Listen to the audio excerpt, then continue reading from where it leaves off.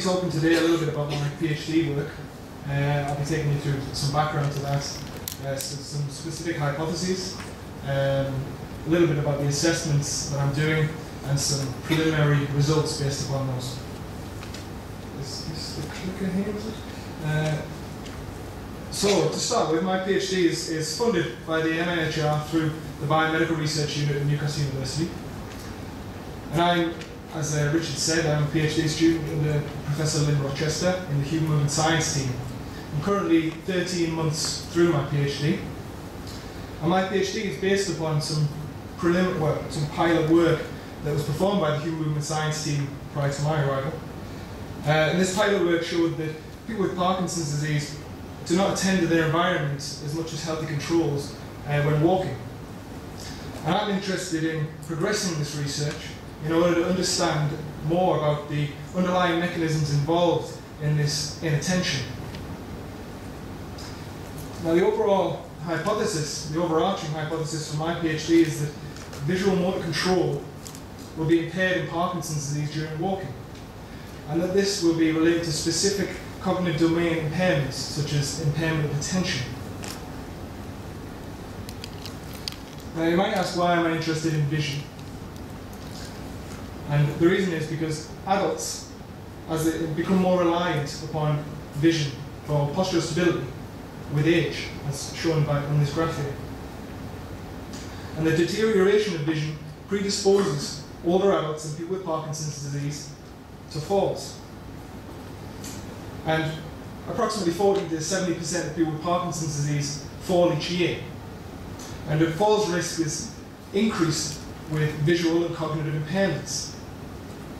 And Parkinson's disease, more specifically, is we know that people with Parkinson's disease are more reliant upon vision during gait.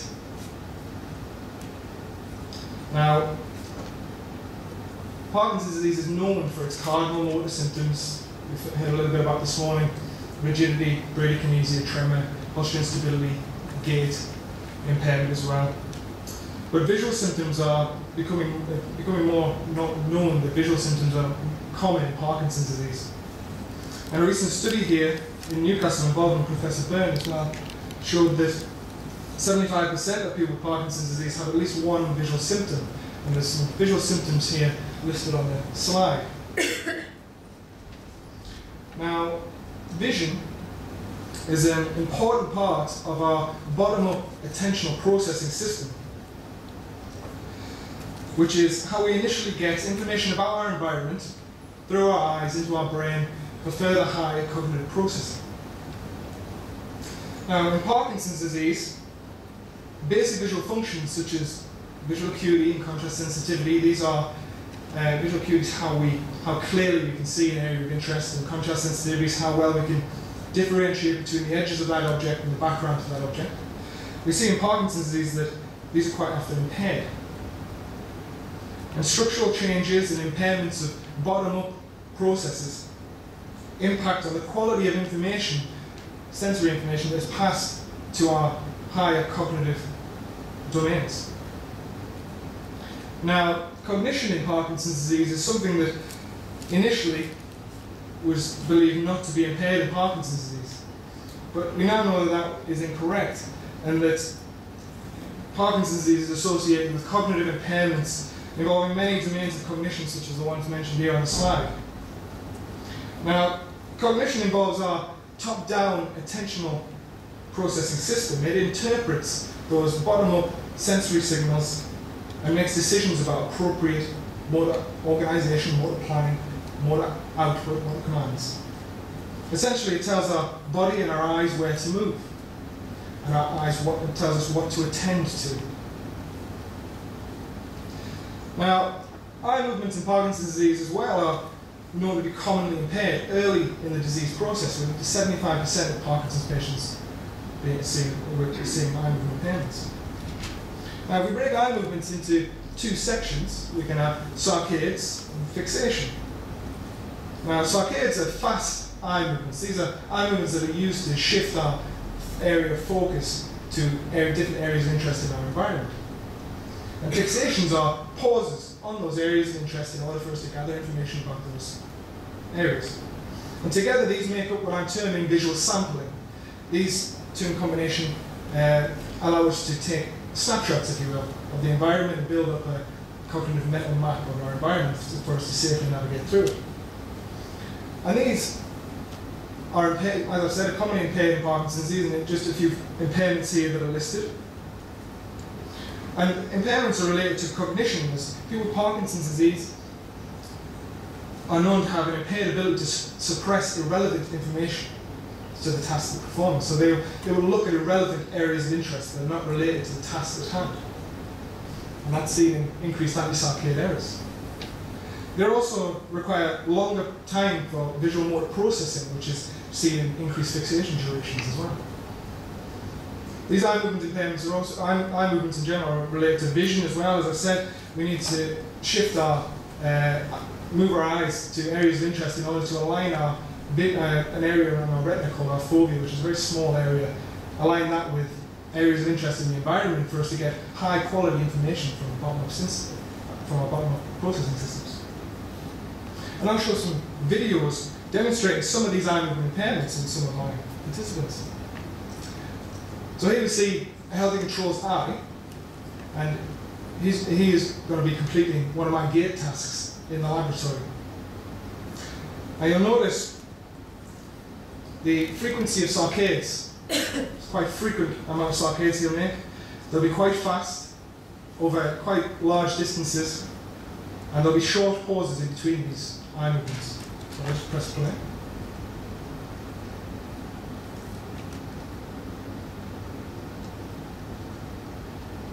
So you see the fast, frequent eye movements over longer distances. So now if I show you one of my Parkinson's patients completing exactly the same gait task, you'll see that they make fewer saccades, of slower speed and reduced distance, with increased pauses between these eye movements.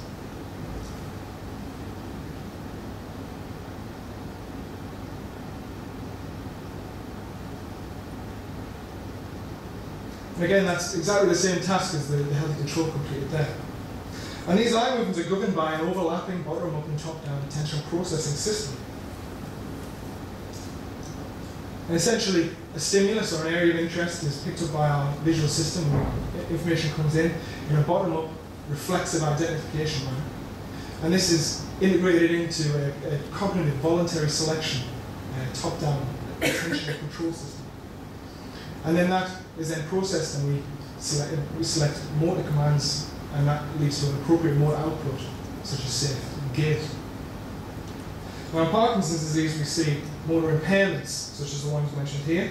And I've also mentioned a little bit about the visual and cognitive impairments that we see in Parkinson's disease. Now, gait deficit in Parkinson's disease is likely due to an interaction of impairments in all three of these systems. But at the heart of gait deficit is cognitive attentional impairment. And in order to assess this, I have some specific hypotheses for my PhD. I'll just start listing them here. So we have the fact that global cognition will be correlated with visual sampling during gait in Parkinson's disease after controlling for confounders such as those basic visual functions of visual acuity and contrast sensitivity. Now, visual sampling during gait, I also predict that would be related to more specific areas of cognition, such as attention, and that the top-down cognitive attentional processes will have a greater contribution to visual sampling than the basic visual functions that are also going to be impaired in Parkinson's disease. And finally, I'll also be looking at how a visual cue impacts visual sampling, and with the prediction that a visual cue will increase visual sampling during gait, and that this effect will be seen in gait characteristics. Now, in order to assess these, I have a study protocol which involves 60 people with Parkinson's disease across a range of cognitive ability, but not as far as dementia, but certainly mild cognitive impairment. And I'll be assessing these against 40 healthy controls who are age matched, and they'll complete the same clinical, cognitive, and visual assessments, as well as completing visual sampling during gait assessment, where I'll manipulate the environment through the use of a door frame and while getting them to turn as well. I'll be manipulating their attention by getting them to perform a dual task and by using a visual cue. And my primary outcome for this is visual sampling, and more specifically, it is saccade frequency during gait. And this is the number of fast eye movements that an individual makes during the walks in the laboratory. And secondary outcomes do relate to gait characteristics, but I'll not be talking about them in this presentation. But before I conduct any of this, I need to look at my measurement device, or devices, for assessing my primary outcome of saccade frequency. So I'm using a subgroup of individuals, healthy controls, and Parkinson's patients, in order to assess the mobile eye trackers' validity and reliability. And the reason I'm doing this is because I conducted a systematic review of the literature on visual sampling measurement during motor tasks in Parkinson's disease. And I found that no studies to date report the validity or the reliability of their measurement devices, such as eye trackers. And therefore, in order to conduct a robust study, my methodology must first involve assessing the reliability and validity of the mobile eye tracker that I'm going to use to assess my primary outcome. And in order to do that, I had to develop my own method for assessing the validity and reliability of this device.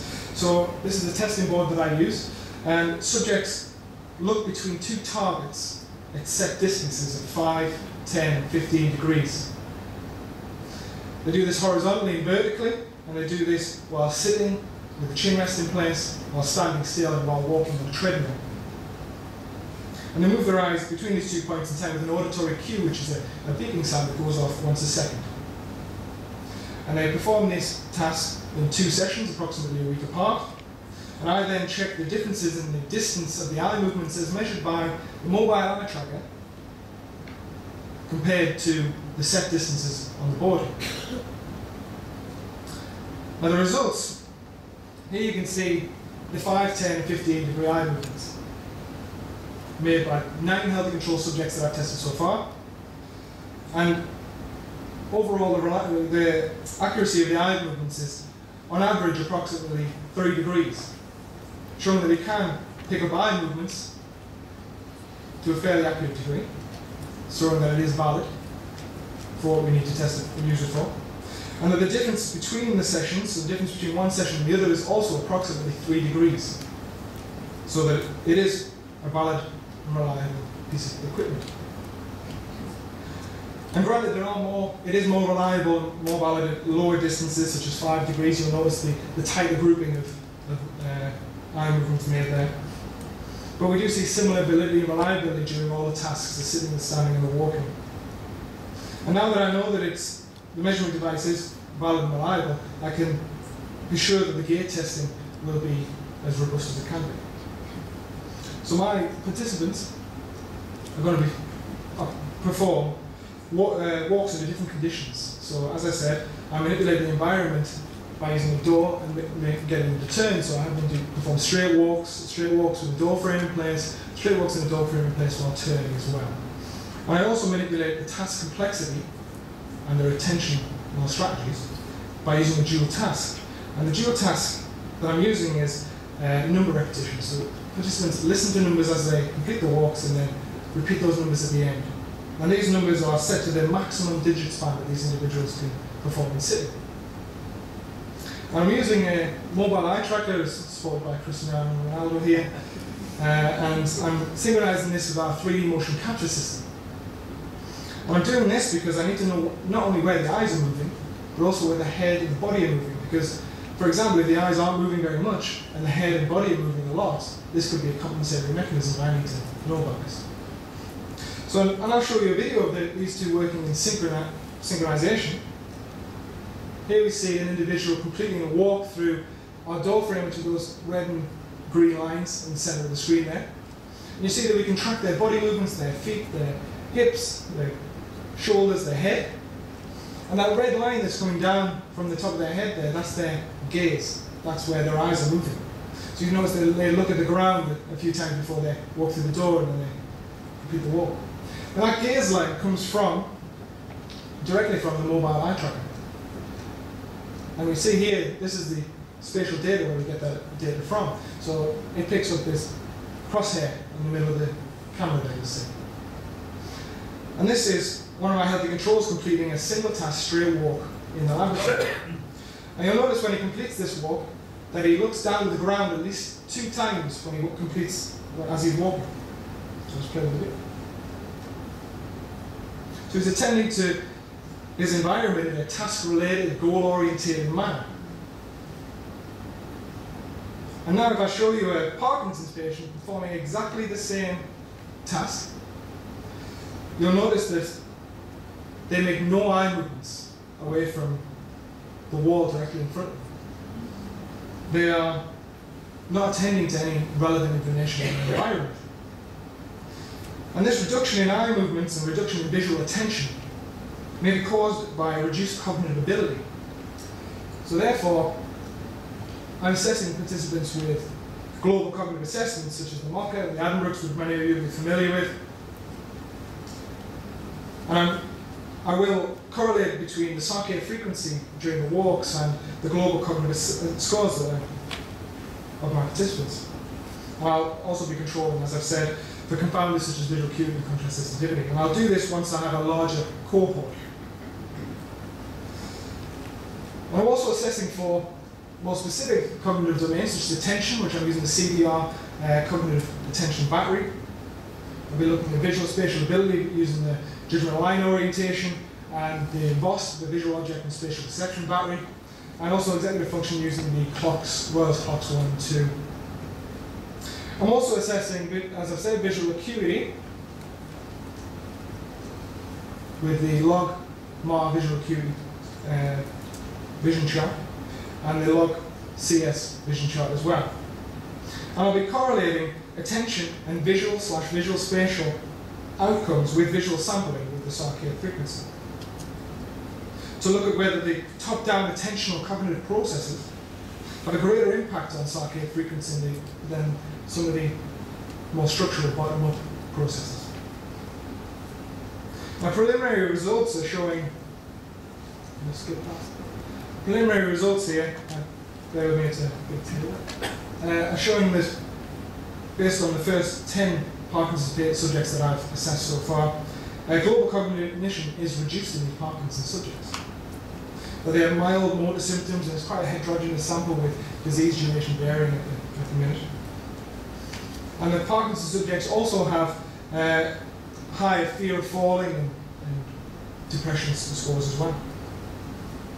And also, as I've said, I'm looking at more specific cognitive domains, and I'm finding reduced scores on many outcomes, several not non-significant, but reduced scores nonetheless, such as attention, visual spatial ability, executive function, and the basic visual functions there at the bottom.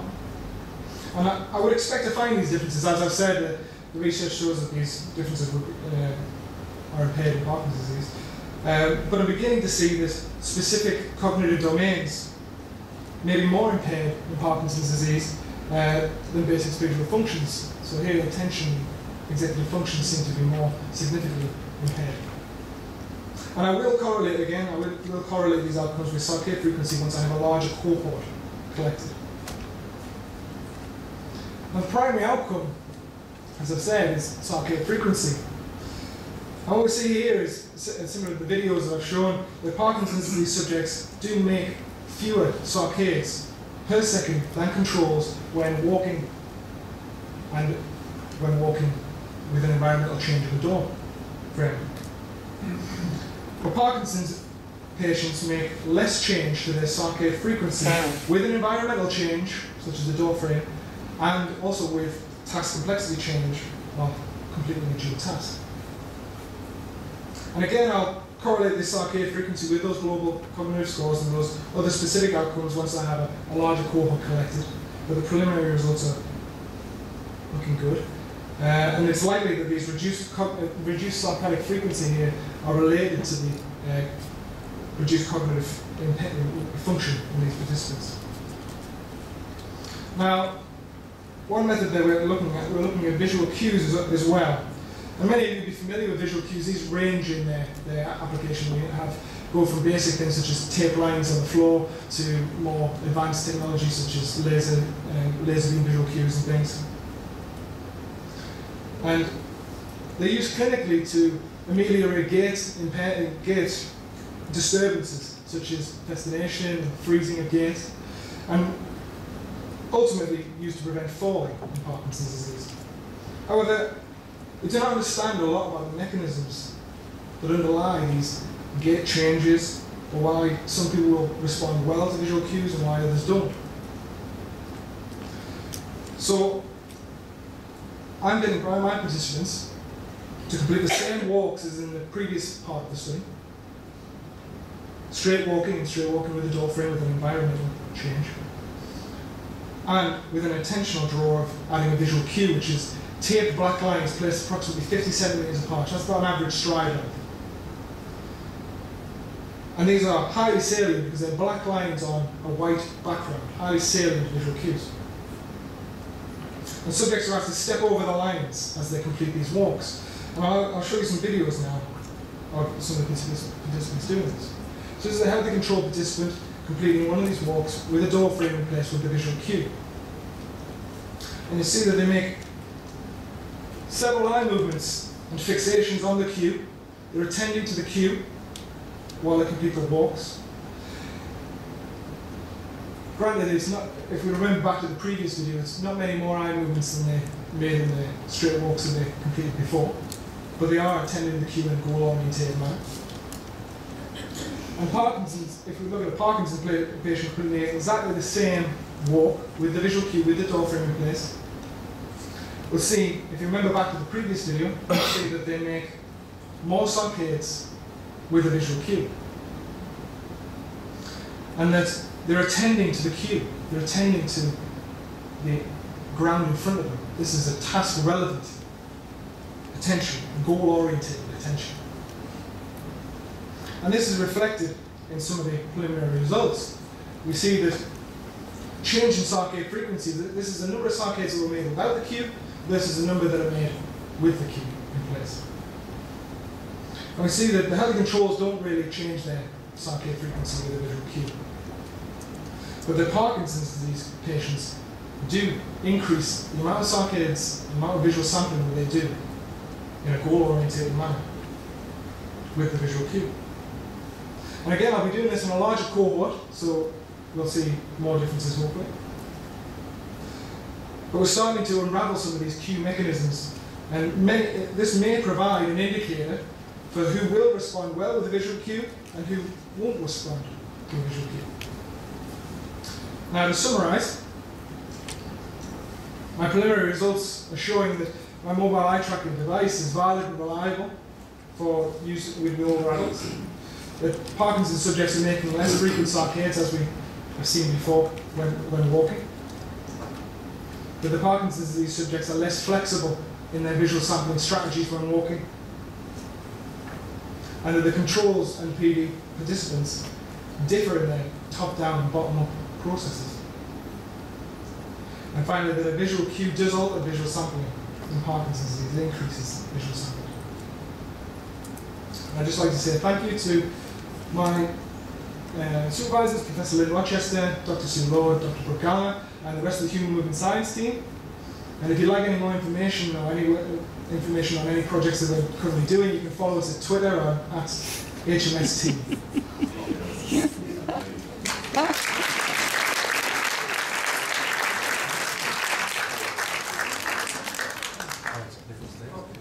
Thank you very much, Sam. So, any questions?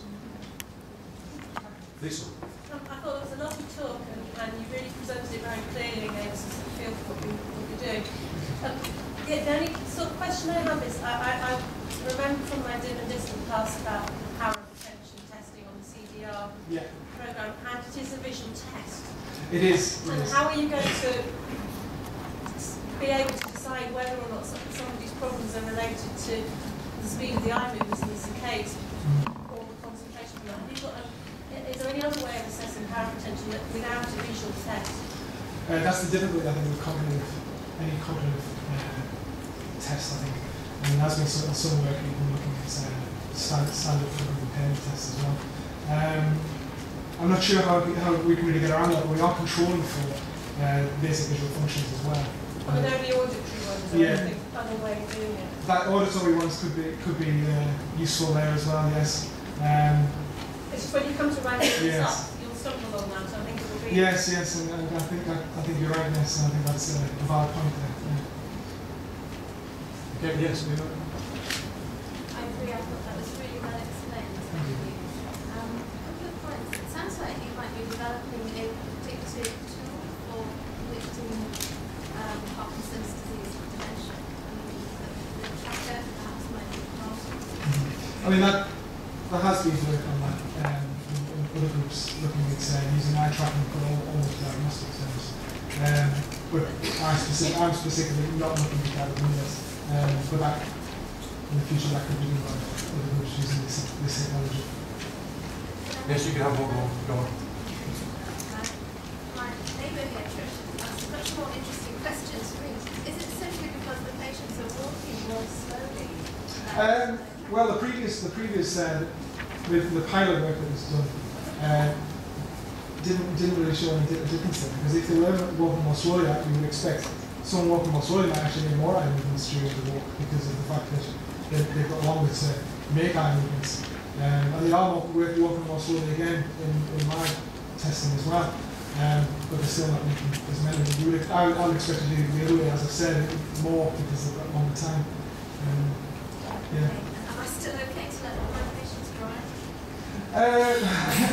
That's something that's not for me to say, I don't think. There are specific studies actually looking at that. Jürgen Buck as well, he's looking at driving safety in Parkinson's disease. And it's becoming quite a big thing, and visual sampling capabilities and other motor tests such as driving. But yeah, I'm not going to comment on that too much, I don't think. Anything? Can I just ask you, are you looking at different motor phenotypes? We are assessing for more Right. impairments. So I'm thinking of the travel predominant. Yes, I mean, originally that was what something that we were looking at. Right. You kind of put that factor. So you're recruiting both from both. Yes, from all groups. Right. We'll potentially Right.